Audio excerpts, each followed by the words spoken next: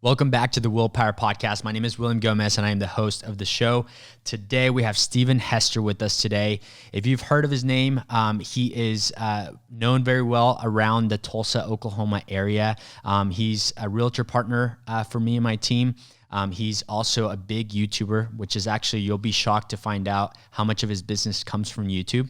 And then he's also has gotten a following for reviewing burgers, not only around Tulsa, but then also around the country. He told me that his best burger, he doesn't say on the podcast, so I'd be happy to tell you, is from Washington, D.C. So can't wait for you to listen to this conversation. I kind of knew what we were going to talk about, but this conversation gets really deep and really goes into where he started in his business and in his personal life. He gets very detailed on some struggles that he had and how he overcame them. Can't wait for you to listen. Sweet. All right. And we're live. Steven Hester. What's up, dude? Man, every time I say your name, it makes me think of Devin Hester. Do you know who that is? Dude, the football player from LSU, right?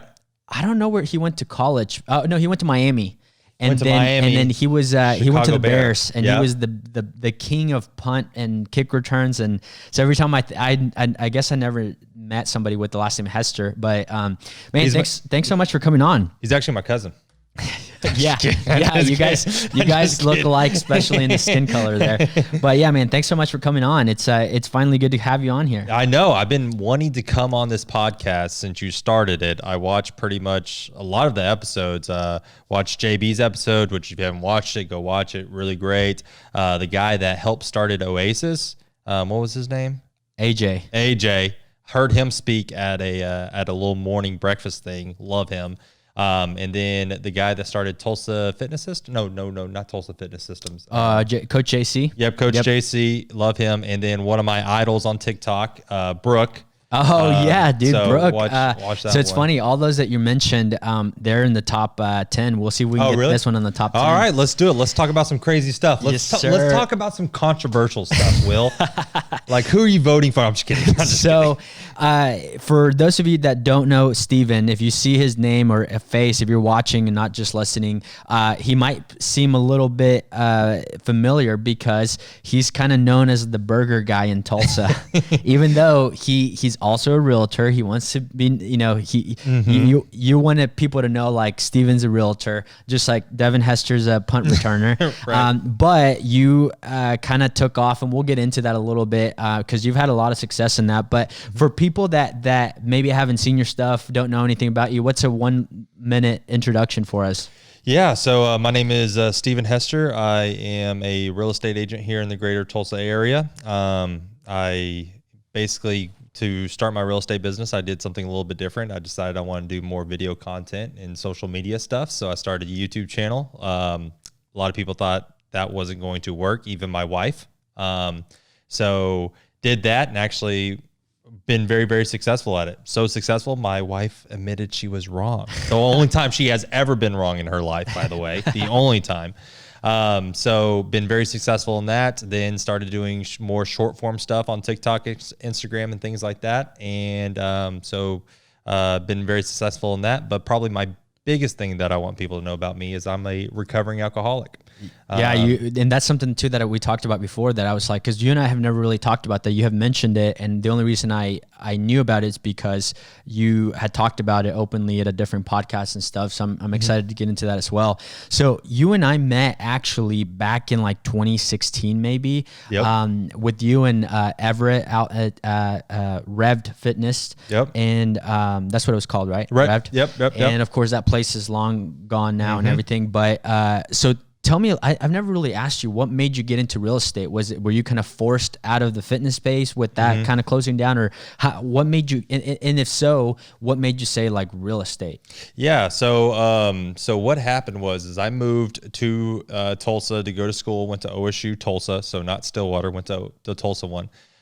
Because I had a kid real early in life. I was 19, just turned 20 when I had my daughter. So was like, I'm going to live a little closer to my parents, go to school and finish up school and things like that. So got my degree in health education and promotion. And my goal was to be either a occupational therapist, radiation therapist, or a physical therapist. Okay. That was my original goal. Got all my prereqs for that, got my degree in health education and promotion, then was going to go into a more technical school. And with health education and promotion, you can get like a minor in exercise science. So I decided I was going to do that. And during that time, I got connected with a personal trainer who ran a personal training facility here in Tulsa. And they asked me if I wanted to do, personal training while I was going to school. Said, great, awesome. And also before that, I worked in, like the YMCA, worked in corporate fitness at the ConocoPhillips in Ponca City. And so had that kind of background too, of already working in the gym industry, just as little part-time front desk jobs. And so did that, started at a place called Fitness Together, I worked as a personal trainer, became management, did really well. And then Revved Fitness was starting up. And so they called me and said, hey, we noticed, because they were opening a gym in the same area on Brookside. That's where I had my personal training studio that I managed. And they said, hey, they basically recruited me to start this new company called Revved Fitness from the ground. Like basically we didn't even have a location yet, just had an idea. And I said, that sounds interesting. Okay. Yeah. So helped them start that. And we started that first location on Brookside, second location, South Tulsa, third location in Broken Arrow. We almost franchised in Texas. And then COVID happened and a bunch of other stuff happened. And then just kind of, had to find a new career. Man, that's life. And I feel like that's life in real estate as well too. You can be doing as good as anybody thinks you're doing, and then it could all be gone in a second. Yep. Every morning I meet with my team and we have a theme every morning, and today's was Motivation Monday. Okay. So we have a quote just to kind of get the team going and stuff. And my quote was, imagine if everything that you had today was taken away from you, whether that was in a fire, it was in a flood, or somebody stole it, whatever it was. Imagine if you got that all back tomorrow. How thankful would you be for the stuff that you have right now? And it made me think of how easy it is to take stuff for granted, like walking, for example, which is, it's funny that you said that you almost became a physical therapist, because I don't think anybody listening to this, I don't think you'll ever listen to a podcast where you've had two people that are currently recovering from a ruptured Achilles tendon. And we have some unique stories for that. This is my first podcast to film without any cast or boot or anything. Steven has a boot on, and what's interesting is that you hurt yourself around Thanksgiving time, right? Yep. Which it was about no, it was like 4 months before mine. But then you actually ended up re-tearing yours. Yep. Which sounds just like a nightmare. It is a nightmare. And it's kind of crazy because the doctor says, because actually I retore it in I retore it in a different spot. So normally if you re-injure your Achilles, it usually happens around the same part.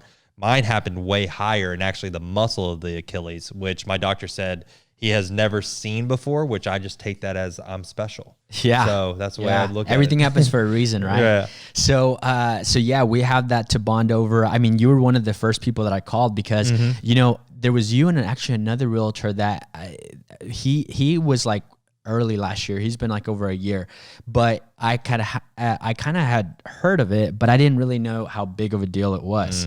And as soon as it happened to me, because pretty much right after I left the gym, people were like, "Oh, you ruptured your Achilles," and I was just like, I thought of you, and I was just like, "Oh my gosh, like how bad is this?" And but yeah, man, you just never know what life is gonna bring, especially in business and everything. So that gets shut down, and then instead of going to the medical field, back kind of what you were looking at, what made you get into real estate? Yeah, so basically COVID happened.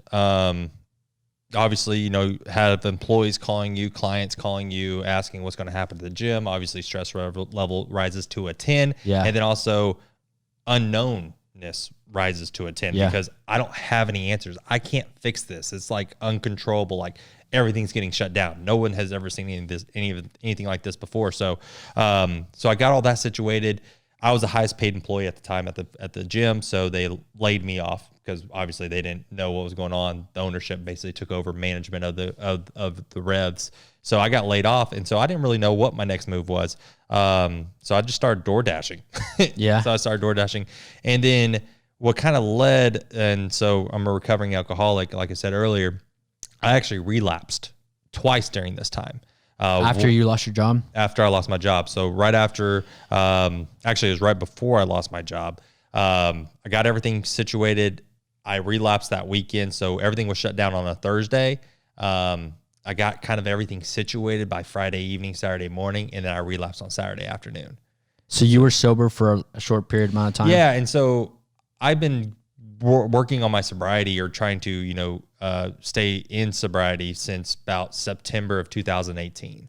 And this was March of 2020. Okay. Yeah. So I would have 3 months sober here, 6 months sober here, a week or two. So between September of 2018 to March of 2020, I maybe relapsed maybe 5 or 6 times during that period of time. Okay. So over almost 2 years or whatever. So, so I relapsed on Saturday, lost my job on Monday, decided I was going to start door dashing because I needed to make ends meet, Once again, I was thinking maybe real estate because my father-in-law is in real estate. So I thought about doing that.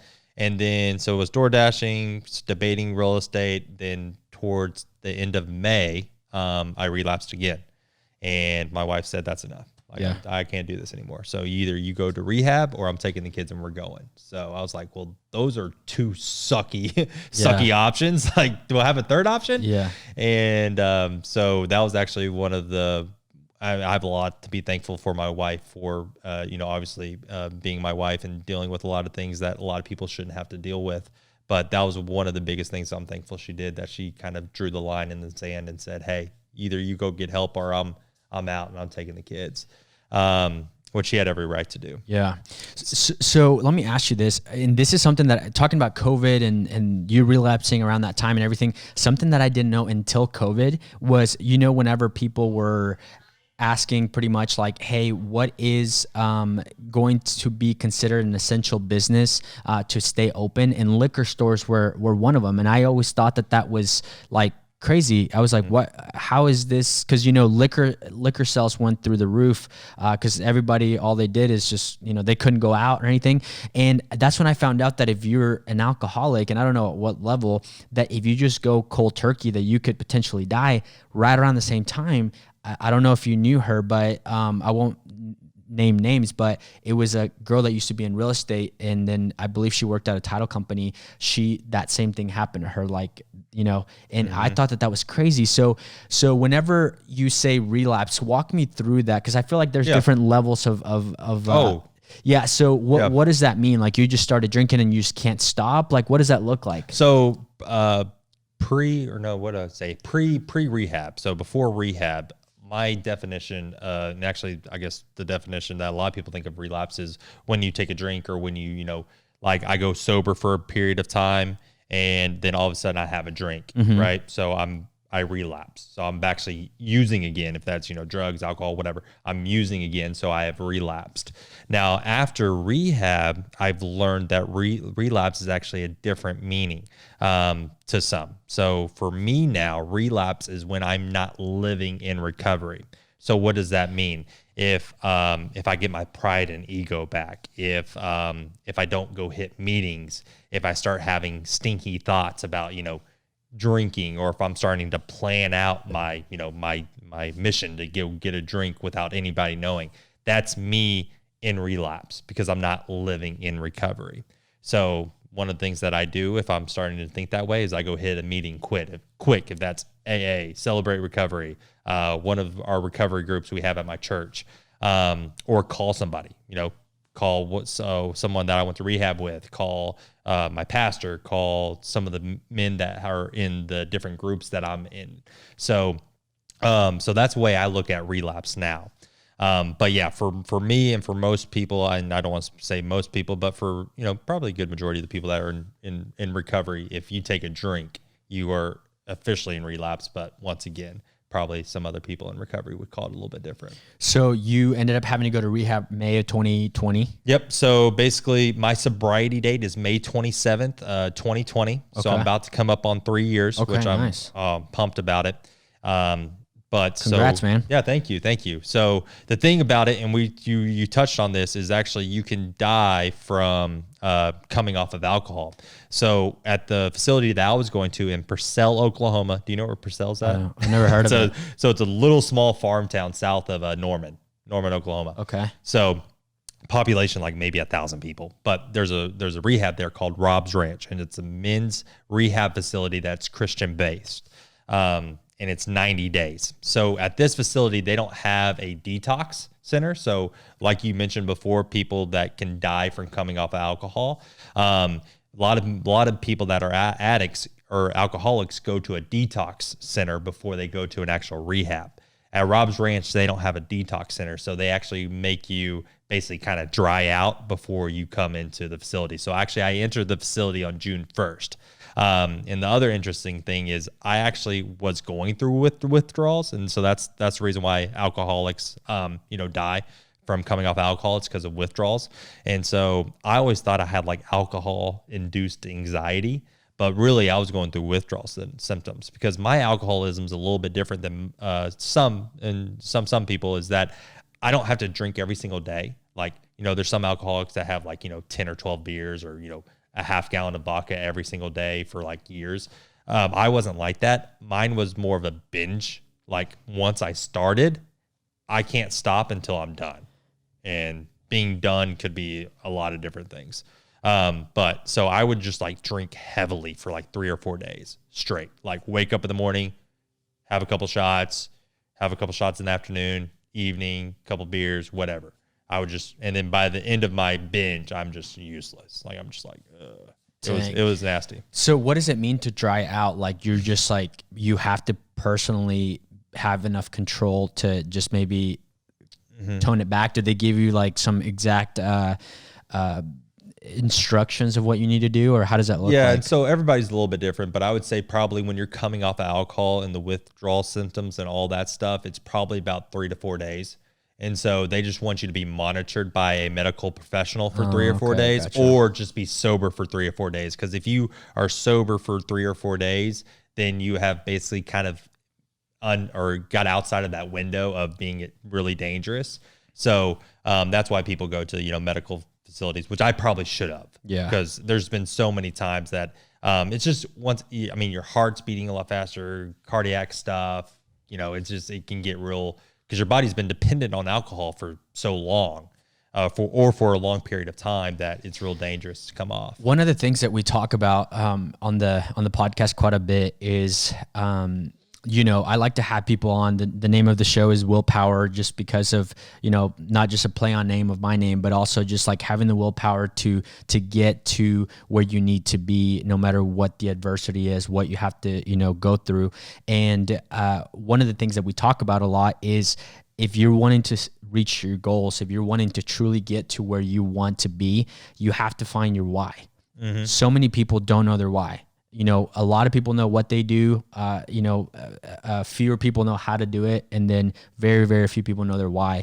But even before you got any type of success that you have now, whether it's in real estate, YouTube, short form, anything on social media, would you say? I mean, you don't have to tell me, but from what I'm hearing is you found your why of why you needed to stop. And that was your wife, that was your kids, that was your family. Mm-hmm. Because if you didn't do that at that point, that all was going to be gone. Right. And that's something that we even talked about, at the beginning of this.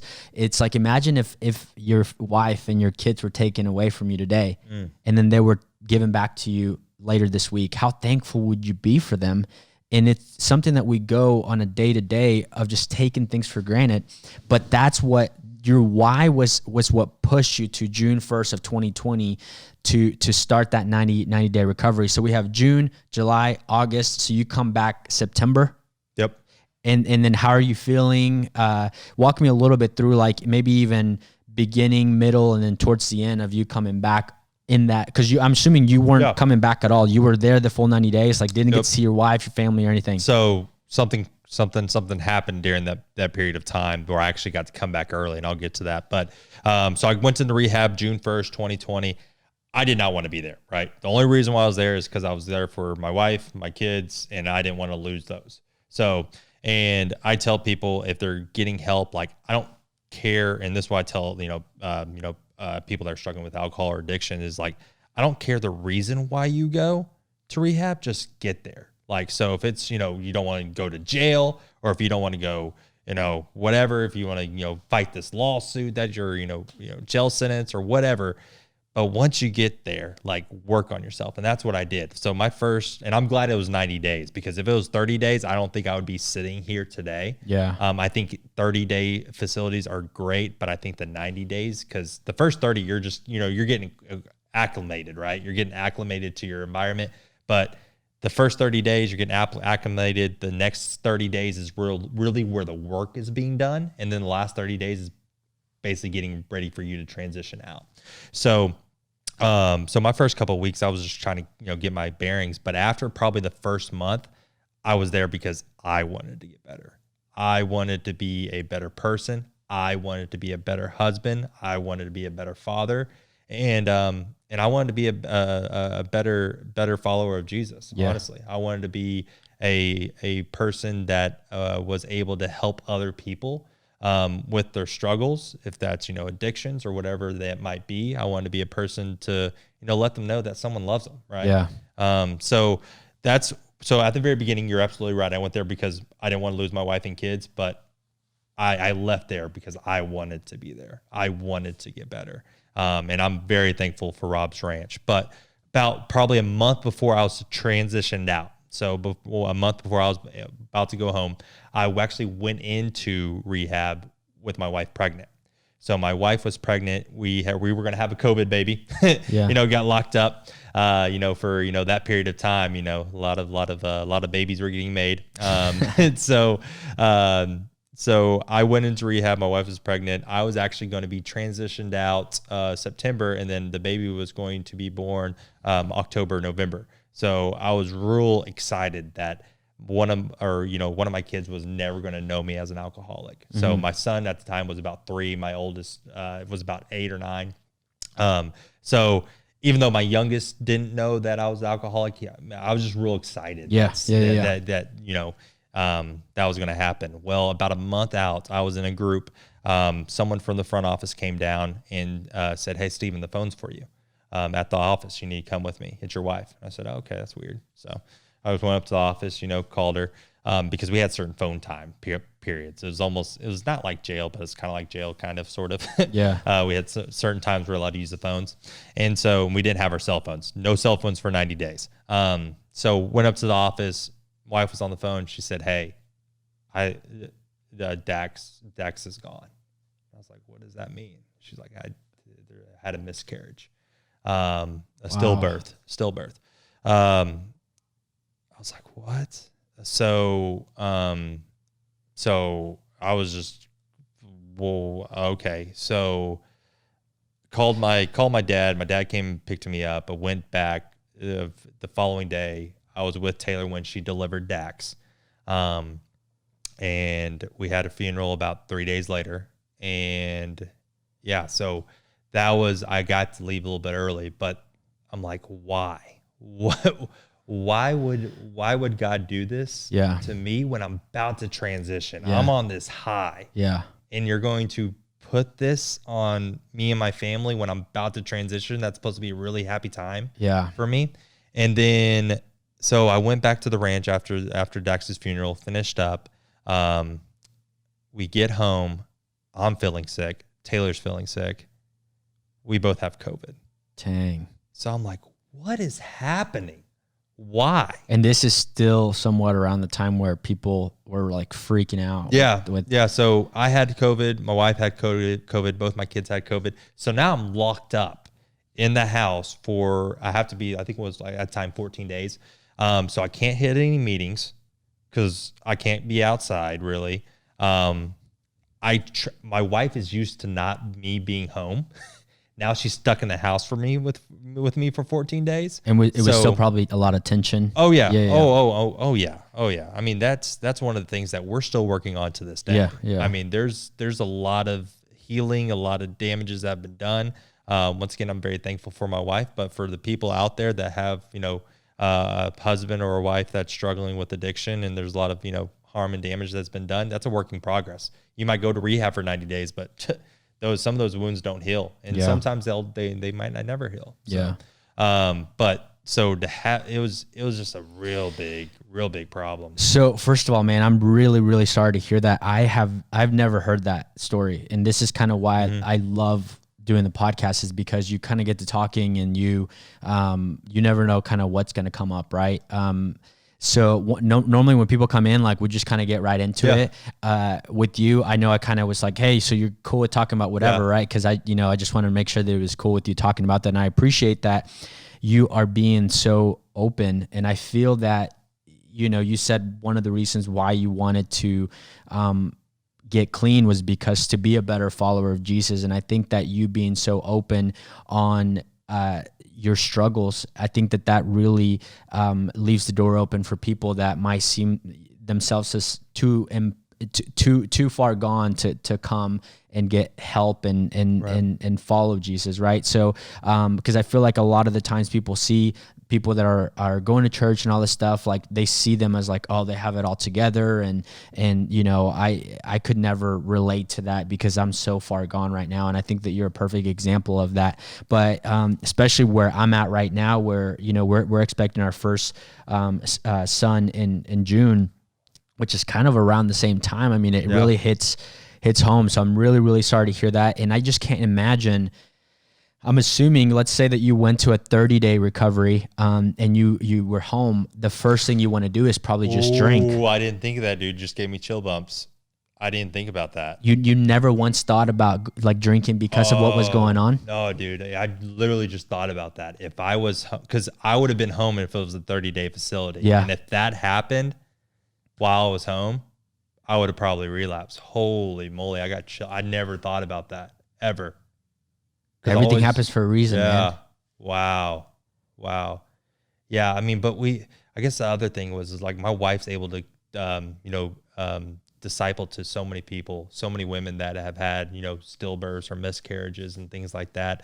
We actually, so there's this thing called a cuddle cot, which a lot of people don't know about it. And thank goodness people don't know about it, because if you know about it, then it's probably because you have had a miscarriage or a stillbirth. But it's so what happens when the baby is born that early is that the process of everything kind of not going well with like skin and stuff is rapid. I don't know how to say that like without being kind of gross, but so there's this pad that is a cooling mechanism that actually keeps the baby from decomposing so quickly, and it's called a cuddle cot. So with us having that, we were actually just able to spend more time with Dax after he was born because of that cuddle cot. So my wife was like, I got to spend an extra probably 4 or 5 hours with my son that I wasn't able to spend without having that thing called a cuddle cot. So my wife found out that there's a hospital in Claremore that didn't have one. And the one we were at in Wasso did. So she actually fundraised, I think it was about $4,500 when we were able to donate that cuddle cot to the Claremore hospital and under Dax's name. Wow. And that's awesome, dude. And so my wife did that, but also there's so many people on social media that actually donated to that. I think we had over like 100 and something people donate to that cause. And that healing process for us was so much. And then also and also the healing for people that are in Claremore that are able to have that tool now to help families. That's so great, man. And man, I just I can't even imagine going through that, but I'm glad that you were able to have those extra hours there, and you guys were even able to further help even more people that are going through that tough time, because it seems like whenever you're down, things just kind of keep going wrong. Like you said, that happened. Then you guys got COVID, and then it's like, if we even want to spend a little bit more time with our son, we're gonna have to, like, now we have to spend an extra, $4,500, and so it's good that you guys were at least able to release some of that stress for future families that are going through that. So you come back in September, and how soon from there? Like, had you even taken any classes or anything to take your exam? Or so actually I started like the week before I went into rehab. Were you able to continue that while you were in rehab? So I was going to, and then about halfway through, that's when I decided I was there for me. Yeah. And I was like, I can put that on pause. Yeah.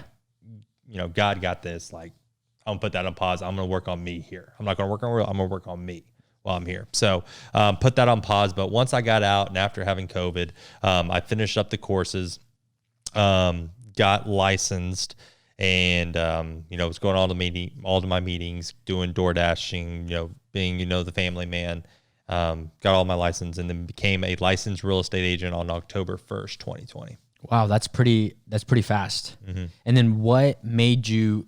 Because a lot of people don't know this. I know we talked a little bit about it, but that was one of the reasons why you and I connected. About a year ago, I started using my personal brand, social media, to be able to elevate my business. And you came to one of the classes that I was teaching last year, and found out that you were doing really well on YouTube and everything. At what point did you say, like, I'm going to start doing these YouTube videos to be able to get business from that? So actually, I've always wanted to make a YouTube channel. Yeah. I tell people that actually I'm a YouTuber that sells real estate, because to make a living, because I love making videos. I've been digesting content since about 2015. That's when I really got addicted to YouTube. I'm just following a bunch of different creators and things like that, and just watching all their stuff.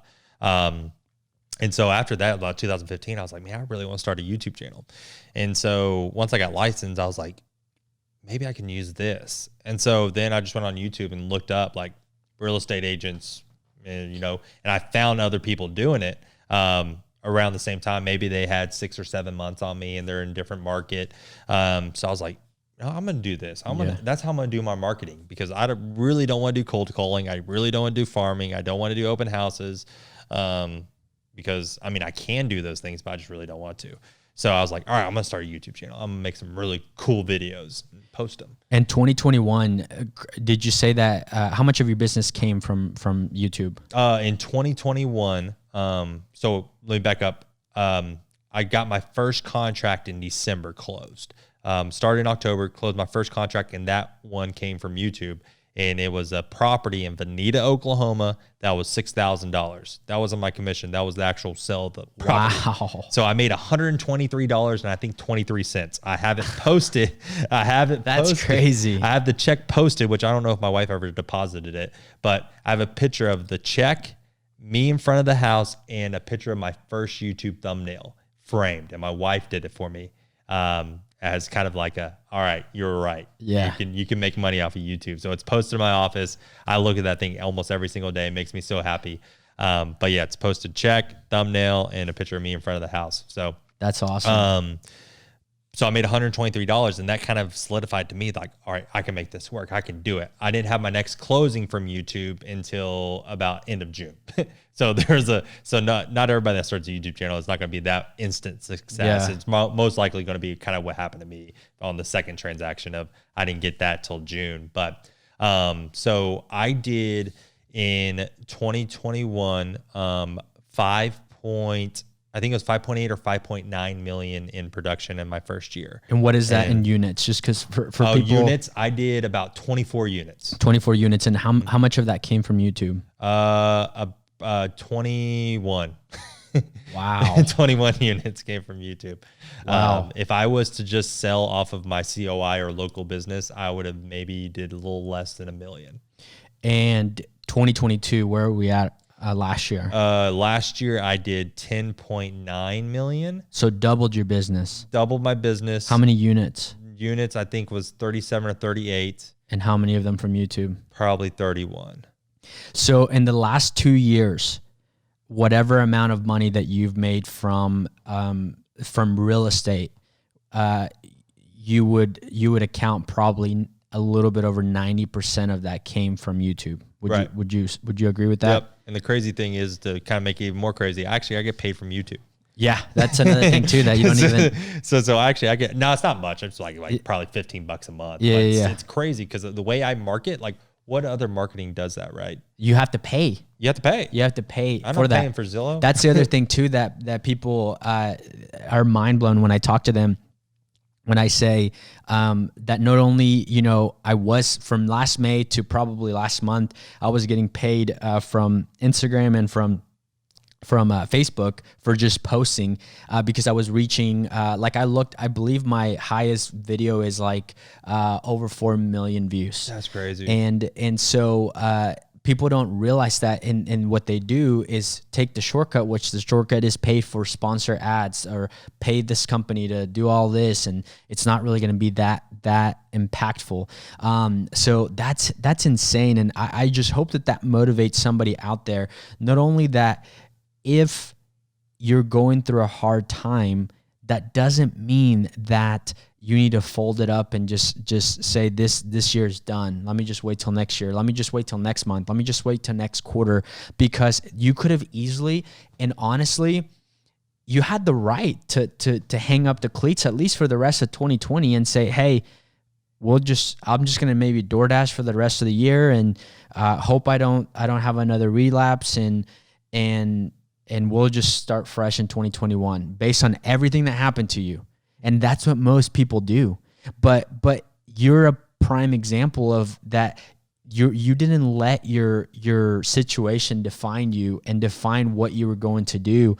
And I think it's so funny because we're sitting here laughing about a $6,000 deal. You made $120 off of it. But that's literally the momentum that you needed to be able to say, this is going to work. I'm going to make this happen. I don't care how long it takes me. And you proved that there, because the second deal didn't come in January, didn't come in March. It came in June. Right. And you freaking ended up closing 21 deals that just came from YouTube with an extra 3 that were just, that's incredible, dude. Yeah. And I'm super proud of you. I want you to know that. We've gotten the chance to do a deal together, and you're good at what you do, and I'm just really, really thankful that you found your calling along with other things. And it's funny, so let's go back, because you and I connected because I was like, man, I feel like I'm doing good on the short form stuff, like Reels, TikToks, and Facebook Reels, but I don't know anything about YouTube. Can you kind of teach me a little bit? And you were the opposite as well. You were trying to grow on your short form. So I was like, let's go ahead and swap ideas. Let's help each other.